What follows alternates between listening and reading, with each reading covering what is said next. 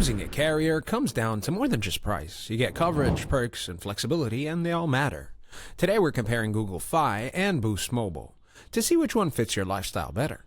So, Google Fi is designed for seamless coverage. It automatically switches between T-Mobile, US Cellular, and Wi-Fi hotspots, making it a great for travelers plan and also for remote workers. Plans start with flexible pay-as-you-go options and scale to unlimited based on data. Now, with free international data in over 200 countries, that gives it like a great edge. And the trade-offs, pricing does climb for heavy data users and support is mostly digital. Boost Mobile, meanwhile, is all about competitive pricing and straightforward plans. It runs on AT&T and T-Mobile networks, and it offers prepaid options starting at some of the lowest rates for unlimited talk, text, and data.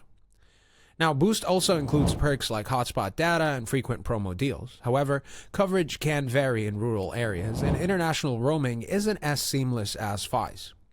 So, if global coverage and easy switching between networks matter the most to you, Google Fi definitely stands out. But if you're after lower monthly costs and solid domestic service, Boost Mobile might be the smarter move. Which one would you choose? Google Fi's flexible, travel-friendly, or Boost's budget-friendly approach? Drop your pick in the comments. Don't forget to like it if you like this video. Subscribe if you want more content from us, so please do.